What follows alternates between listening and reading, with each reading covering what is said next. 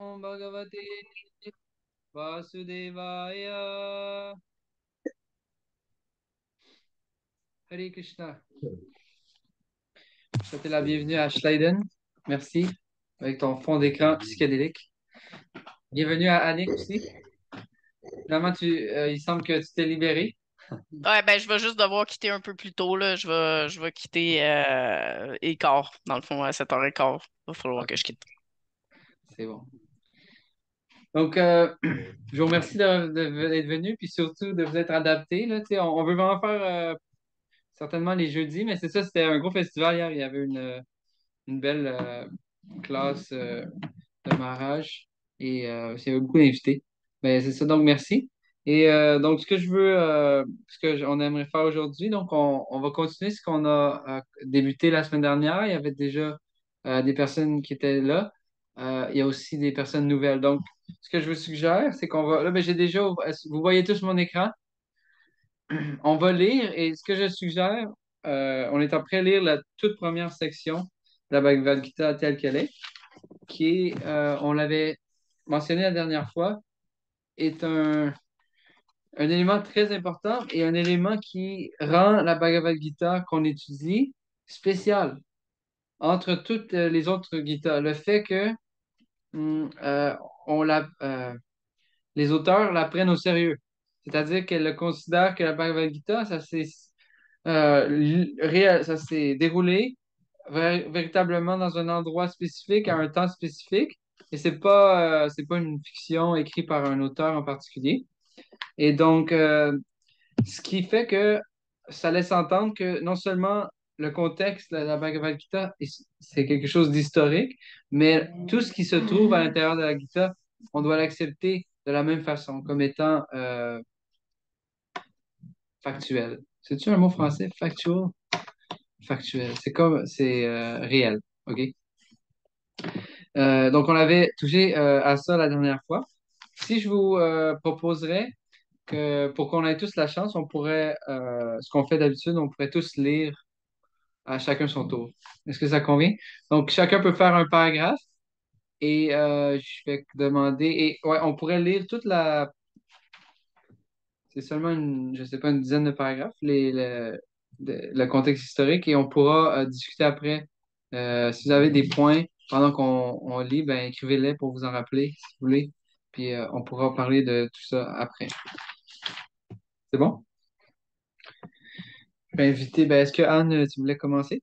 On était rendu, on avait déjà fait paragraphes et si j'ai déjà un peu résumé, mais ce qu'on avait dit, si je peux très brièvement euh, synthétiser, que d'une part, la Bhagavad Gita, c'est un récit qui est tiré de Mahabharata, un plus grand texte, qui est considéré comme l'histoire de Bharat. Bharat, qu'est-ce que c'est?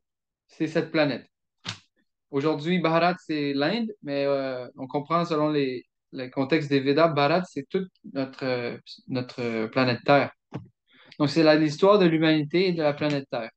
Donc, pas seulement d'un peuple ou des hindous ou de telle ou telle ethnie, mais de toute l'humanité.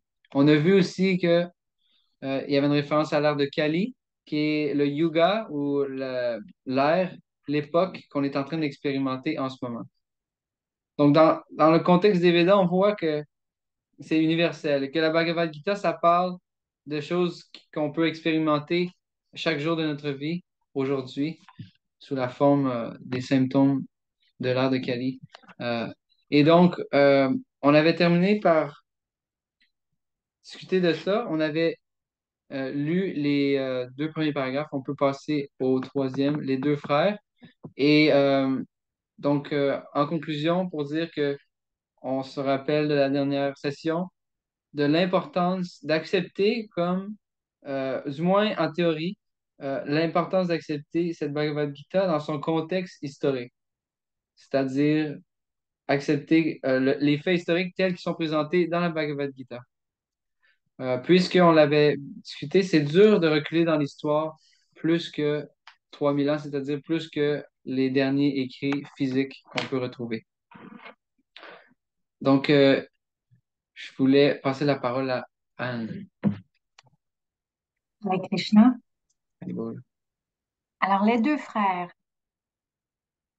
Dhritarashtra et Pandu, nés dans la dynastie Kuru, étaient les descendants du roi Bharata qui jadis gouverna la terre et dont vient le nom Mahabharata. Dhritarashtra, en tant que fils aîné, aurait dû hériter du trône impérial, mais en raison d'une nécessité native, le pouvoir échut à son frère cadet, Pandu. OK, je veux juste ajouter que ceux qui savent pas, cécité, qu'est-ce que ça veut dire?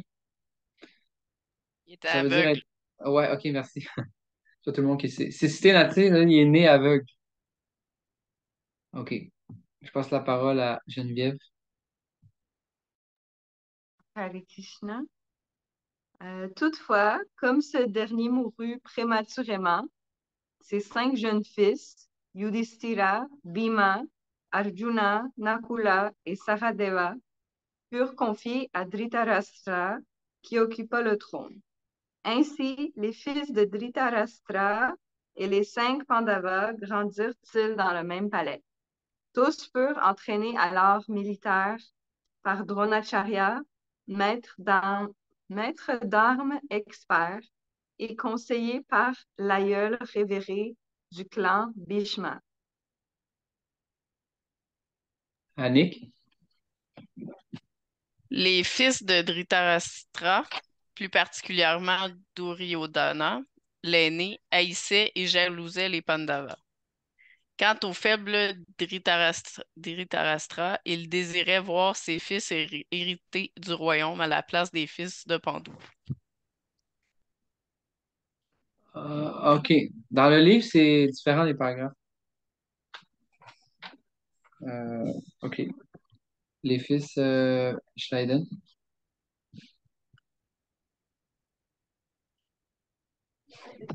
Les fils, Non, non, on a lu les fils. Duryodhana. Duryodhana, avec le consentement de son père, résolut alors de tuer les Pandavas, mais ses plans furent déjoués. Mais ses plans furent déjoués grâce à la protection bienveillante de Vidura, leur oncle, et de Krishna, leur cousin. Suivant. Madhavananda.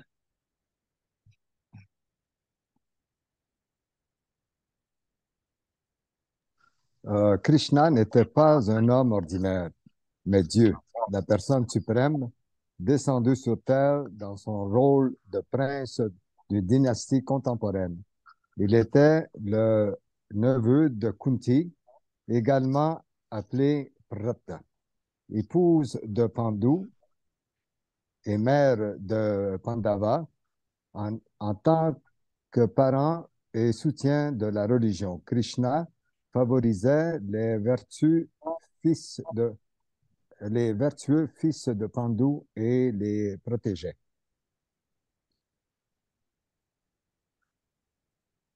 Oui. C'est ça? Anne. Merci. Finalement, le rusé Duryodhana réussit à défier les Pandavas au jeu. Au cours de ce tournoi truqué, Duryodhana et ses frères s'emparèrent de Draupadi, la chaste femme des Pandavas, et tentèrent de la dévêtir devant toute l'assemblée des rois et des princes. Ce n'est qu'en vertu de l'intervention de Krishna qu'elle peut éviter le déshonneur. Puis, Duryodhana déposséda les Pandavas de leur royaume et les força à un exil de 13 ans. Ces 13 années écoulées, les Pandavas demandèrent à bon droit de reprendre possession de leur royaume, ce que Duryodhana refusa tout net. Comme un prince ne pouvait assumer de fonctions ailleurs que dans le gouvernement, ils limitèrent leur requête à la souveraineté de 5 villages. Mais Dhritarashtra les accabla de son mépris. Jamais il ne leur accorderait fût-ce assez de terre pour planter une aiguille. Jusque-là, les Pandavas avaient toléré les insultes et montré une grande patience. À présent, la guerre semblait inévitable.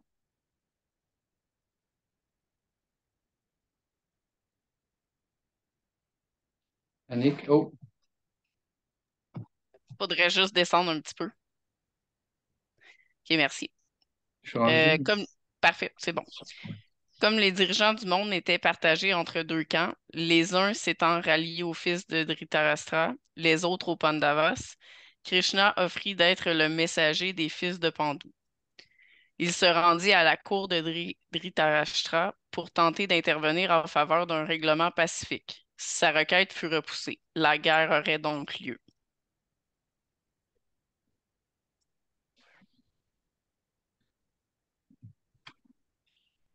Slide. Les Pandavas furent dévots du Seigneur de la plus haute vertu morale, reconnaissaient en Krishna Dieu, la personne suprême, alors que les fils de Dhritarashtra, dénués de piété, s'aveuglaient sur sa nature divine. Krishna offrit de participer à la bataille en respectant le désir de chacun des protagonistes. Il ne combattrait pas en personne, mais ordonnerait que ses propres armées rallient un, un camp, tandis que lui-même rejoindrait l'autre en tant que conseiller. Duryodhana opta pour les forces armées du Seigneur, tandis que les Pandavas préfèrent avoir Krishna à leur côté.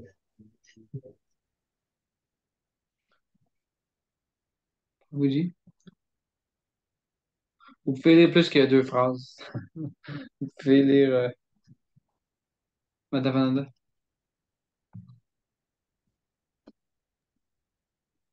C'est ainsi que Krishna devint le conducteur du char d'Arjuna. Le décor est à présent planté.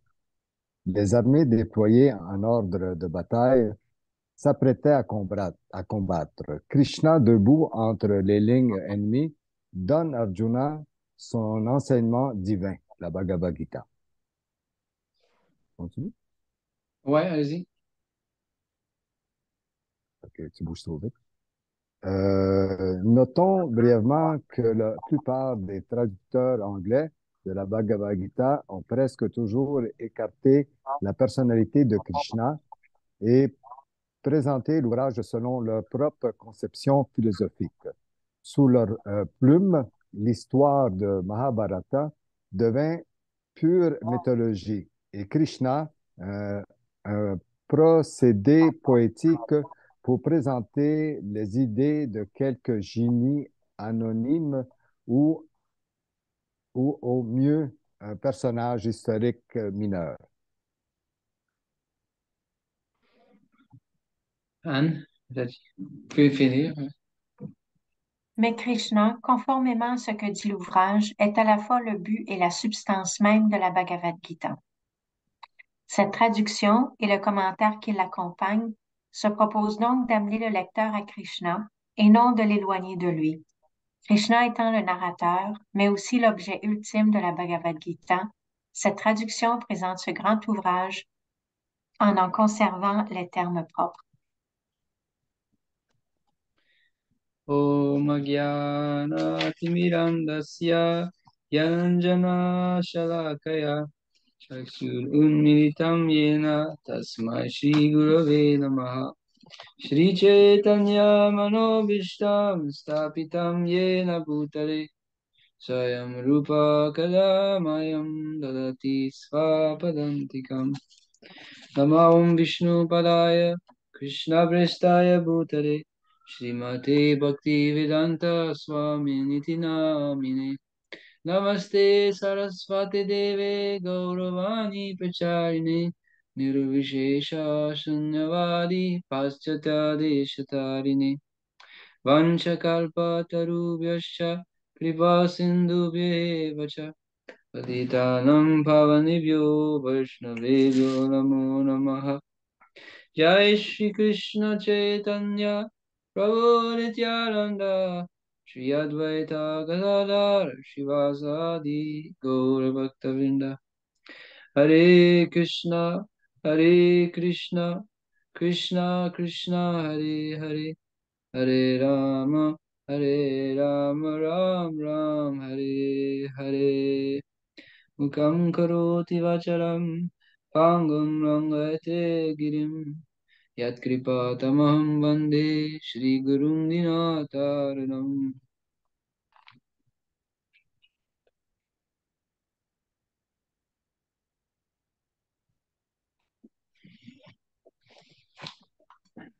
D'accord. Donc, pour ceux qui sont peut-être un peu plus nouveaux à la Bhagavad Gita, ça fait beaucoup de noms à retenir, right? N'est-ce pas? Mais en essence, qu'est-ce qu'on apprend dans cette section les éditeurs, donc c'est ceux qui ont... on est avant ce que le Prabhupada a écrit. Euh, on apprend un résumé très sommaire du Mahabharata. Le Mahabharata, ça décrit la vie des familles royales à cette époque où Krishna s'est manifesté sur la terre.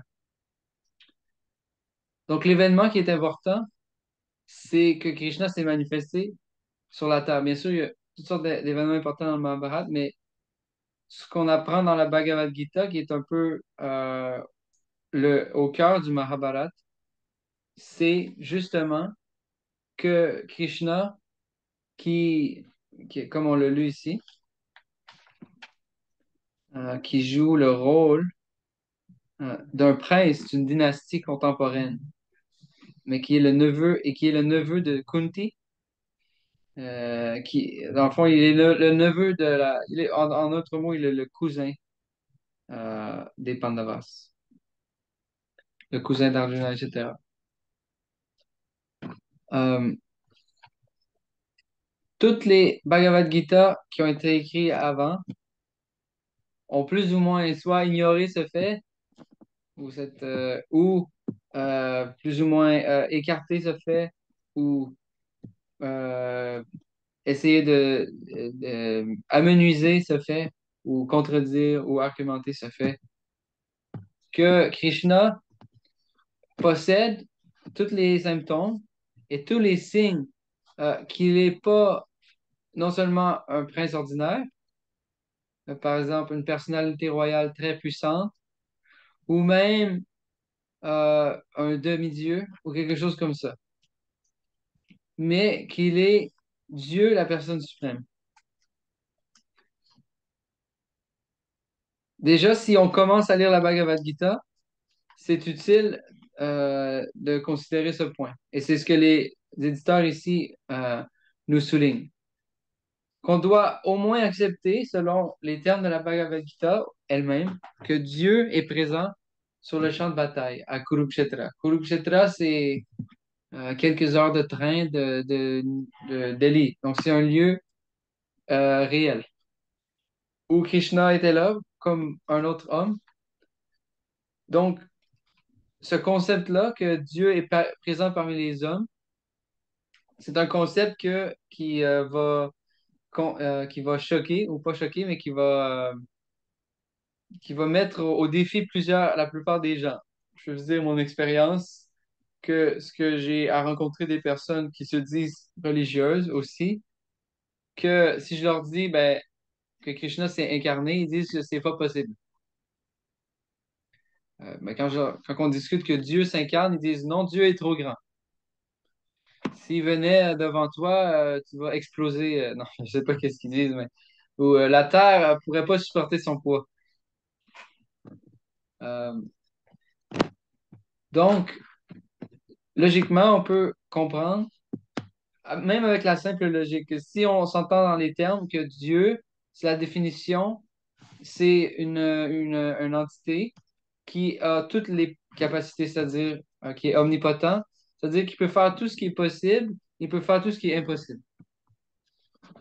Donc, de dire que Dieu ne peut pas faire quelque chose, déjà là, on a déjà un problème de sémantique ou de logique. Si vous voyez ce que je veux dire. Parce que c'est dans ses capacités. Il peut prendre la forme d'un poids mange-tout s'il veut aussi. Il n'y a aucun problème. Déjà, tout ce qu'on voit dans la création, c'est sa manifestation. Mais parce que Dieu, Prabhupada le mentionne plus tard dans la Bhagavad Gita, il est plus grand que cet univers. Genre, son corps est plus grand que toute la création qu'on connaît. Je vous donne un exemple. Peut-être certains d'entre vous connaissent les divertissements du Srimad Bhagavatam, qu'un jour, on pourrait poursuivre Oh, on va avoir un nouvel invité. Dans l'un des textes du Bhagavatam, on apprend que Krishna, ou Dieu, s'est manifesté sous la forme d'un nain qui s'appelait Vamana. Et il a demandé charité au roi qui gouvernait toute la galaxie. À ce moment-là, c'était euh, Bali Maharaj. Il a dit, donne-moi un territoire que je peux couvrir en trois pas. Autrement dit, parce que le roi possède toute la terre, n'est-ce pas? Il a dit, il est venu au roi et pour le tromper, si on peut dire, ou pour le, le dévaliser. Il est venu lui demander en charité assez de terre pour pouvoir placer trois pas. Autrement dit, trois pas, c'est environ l'espace qu'on a besoin pour dormir, non? Pour se coucher. Donc, c'est tout ce qu'il a demandé à Bali Maharaj. Mais du moment que le roi Bali a accepté, le Vamanadev a commencé à s'expandre son corps de telle sorte qu'il est devenu plus grand que le ciel et qu'éventuellement on ne pouvait même plus le voir. Et il a fait un pas et il a couvert la moitié de l'univers. Tout en bas de l'univers jusqu'au milieu, et en un pas, il a traversé. Ensuite, il a fait un deuxième pas et il a traversé la deuxième moitié de l'univers jusqu'au sommet. Et non seulement il s'est rendu là, mais son pied a percé l'univers. Et le Bhagavatam nous décrit comment de ce trou est descendu dans la création l'eau céleste du Gange. Vous connaissez tous le Gange, qui est la rivière, l'une des rivières importantes qui coule en Inde et dont la source est dite du monde spirituel. Je vais vous épargner la suite du divertissement, mais pour vous dire que donc Krishna, s'il veut, il peut être plus grand que cet univers.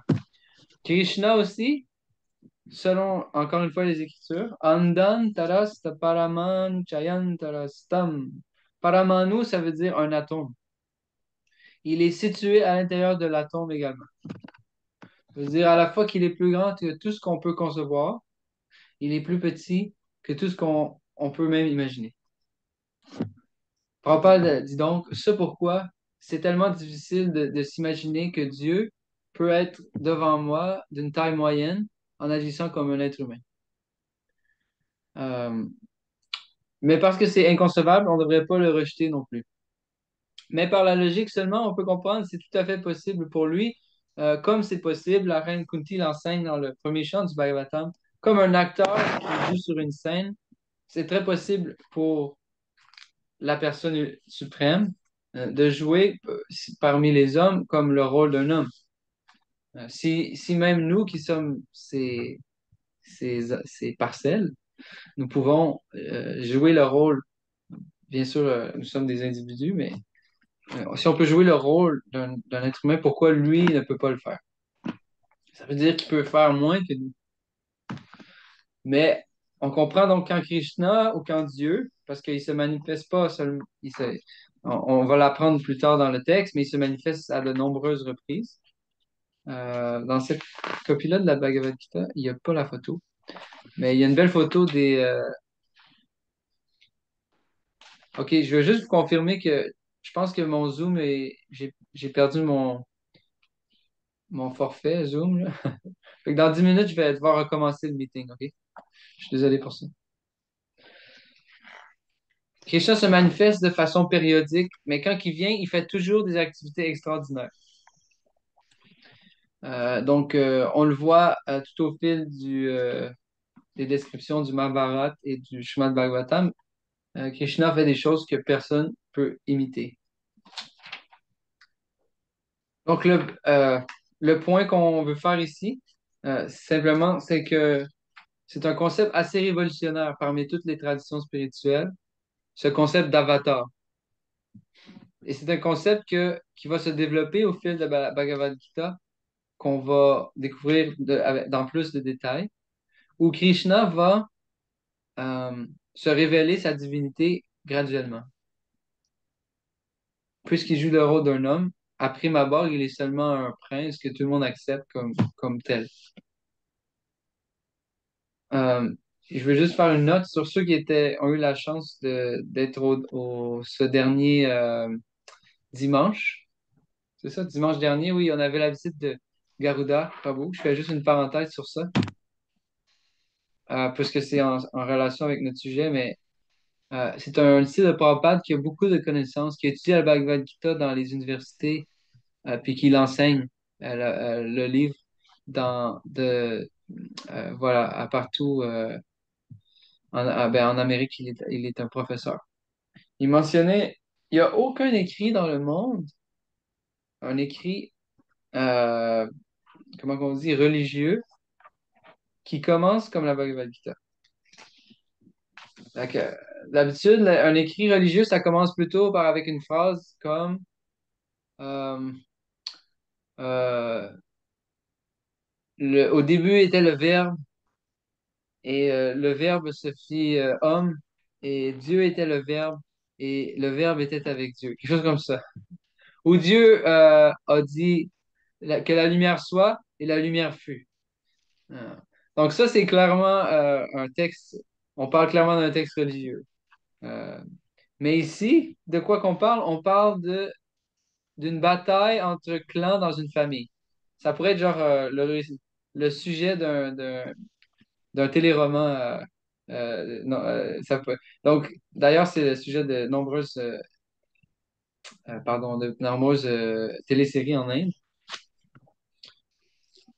Mais donc, il expliquait que Krishna, il s'insère dans la condition humaine,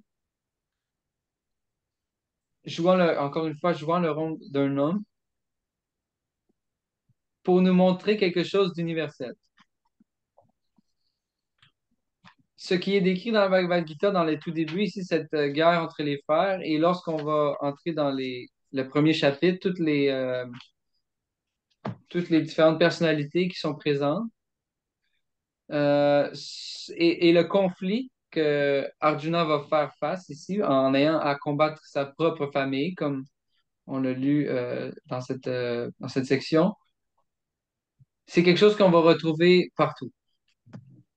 Cette incertitude, ce conflit, ce doute, cette peur, et ne pas comprendre c'est quoi notre devoir. Qu'est-ce qui est la bonne chose à faire? Et les arguments que Arjuna met de l'avant, ce sont des arguments qui préoccupent tous les êtres humains. Il parle de sa famille, il parle des traditions, il parle de la protection de ses proches, il parle de sa famille, il parle de choses qui ont toutes une résonance pour nous dans ce monde matériel, qui ont tous un écho. Donc, il disait, la Bhagavad Gita, donc, est universelle de ce point de vue. Parce que Krishna se met sur la plateforme où on peut se reconnaître. Et à partir de là, parce que ça nous rejoint tous, cette condition matérielle, à partir de cette plateforme, Krishna va introduire son enseignement. Et comme c'est décrit ici, c'est ce qui distingue la Bhagavad Gita d'entre les textes, c'est qu'elle est parlée par Dieu, la personne suprême. C'est un point qu'on va bien sûr faire encore et encore au fil de nos rencontres. Mais donc, ça implique plusieurs choses.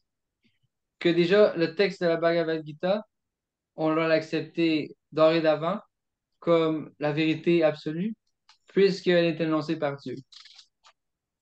Dharmam tu shakshat bhagavad pranitam, ce que Bhagavan énonce, cela constitue le dharma.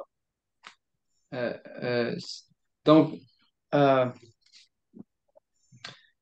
on doit l'accepter tel qu'il est.